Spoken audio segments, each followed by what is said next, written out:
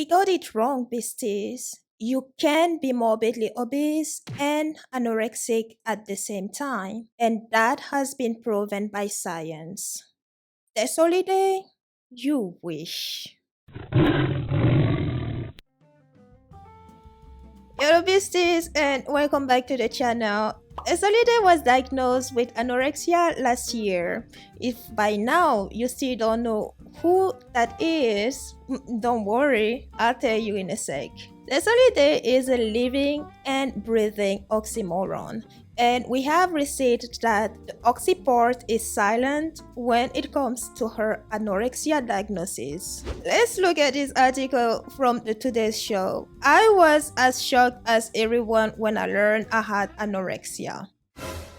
The world needs to understand that eating disorders don't discriminate, and no one ever said they do. Nope. What we are saying is that you can't be morbidly obese and anorexic at the same time. The same way it cannot be day and night at the same time in the same place. Nope.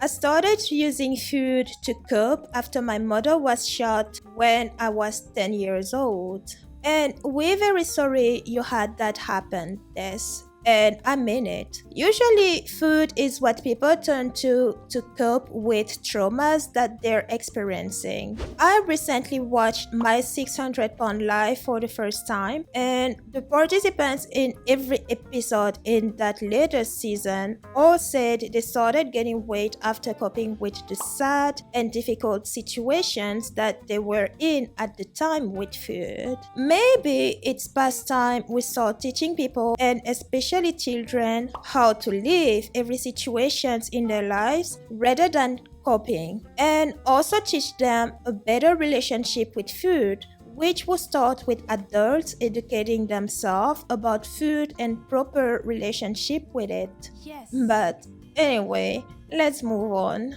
I remember my aunt gave me a bowl of soup and I put a whole pack of crackers to the soup. Little by little, and I remember how it made me feel. I started overeating. Even though I'm from the South, where larger body individuals are more common than in some other parts of the country, my family was critical of what I ate. I started hiding food. As I got older, I struggled with anorexia. Oh, honey, that's not anorexia. Nope. Secretive eating is a sign of bulimia, as well as overeating, as you just said yourself you did too.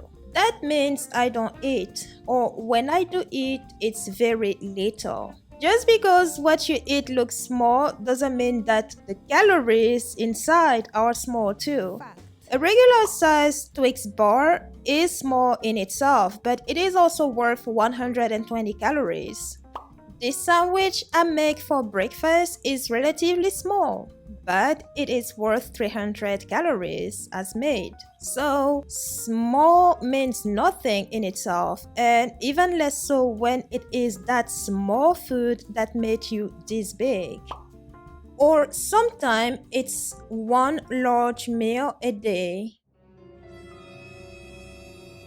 Well, your body doesn't care about the number of meals you have in a day, but rather the amount of energy it receives versus what it burns on top of what it burns for you to just be alive, which is also called basal metabolic rate, or BMR. So, having a single 1500 calorie meal in a day is different than having a single 2500 calorie meal, for instance, especially if you need, say, 1800 calories daily to maintain your weight. Eat less than you need, lose weight. Eat more than you need, gain weight. And you, Tess, have been eating more than you need for 2/3 of your life.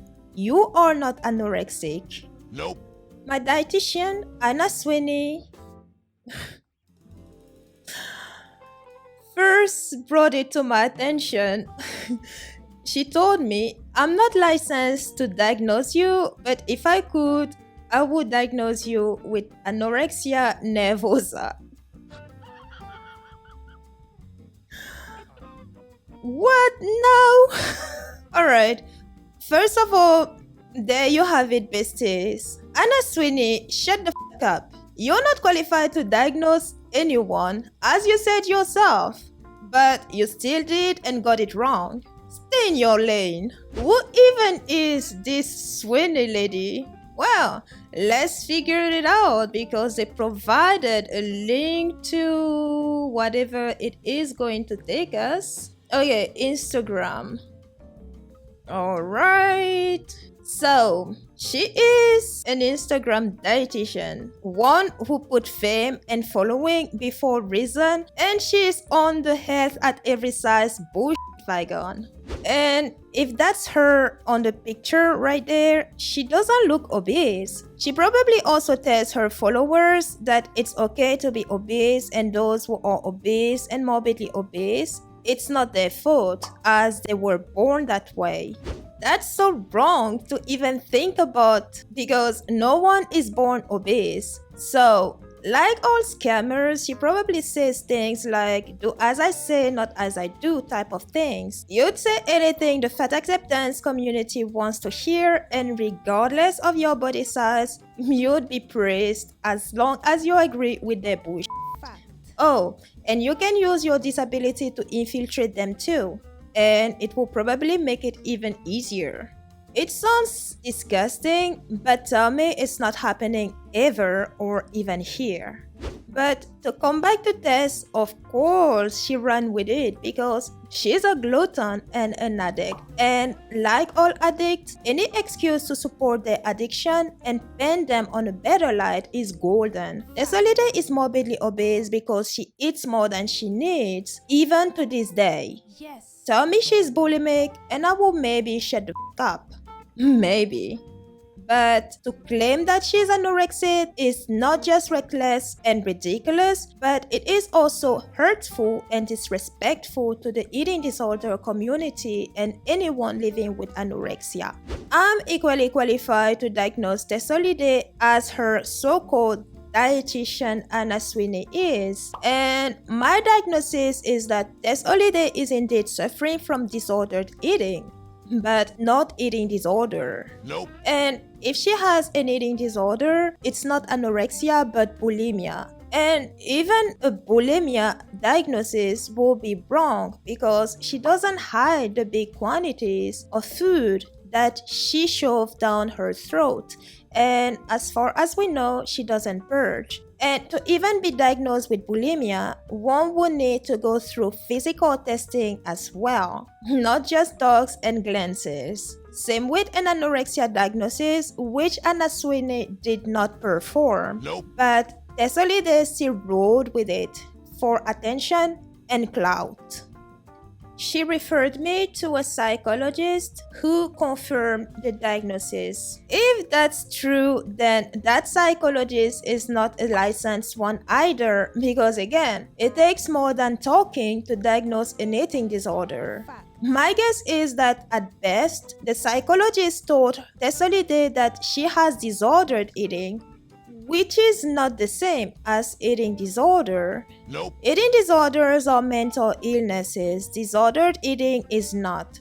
I myself am living with disordered eating stemming from not being fed for days, at times, sometimes when growing up. A story that I shared in a previous video now appearing on your screen somewhere. Tess Holliday is clearly ignorant about the differences between eating disorders and disordered eating, and I'm not saying it to insult her. She uses both terms interchangeably, which is wrong, and if she now knows the difference, her ego is bigger than she is, which means that she wouldn't rectify her mistake publicly. Nope. Instead, she'd just continue to let it play out as she's been doing until she becomes totally irrelevant. The article is lengthy and full of excuses that Tess Holliday tells herself to feel better about herself. And I'm not going to read it all here, for there's nothing new about it that we haven't heard, read, or discussed. But if you want to read it for yourself, a link for it is under this video. The big takeaway here is that the fat acceptance community is full of lazy gluttons who secretly wish they were at a healthier weight, but are just too ashamed or held hostage by their own egos to admit it and do something about it. It is easier to sit around and do nothing but try to convince the world that you're happy in your misery than actually do anything about that misery of yours. Losing weight is not easy, and it doesn't happen overnight either. It takes work, dedication, honesty, patience, none of which the fat acceptance community has or even wants. It's one thing to fool yourself that you're happy and healthy being obese, but stop fooling our youngsters. Just because you don't have diabetes yet or can't even see or feel another ailment resulting from your large weight yet doesn't mean it's not there or coming. But how would you know, since you, as a morbidly obese person, vilify doctors who are trying to help you? Thanks for watching, besties. See you soon, and remember to train mean.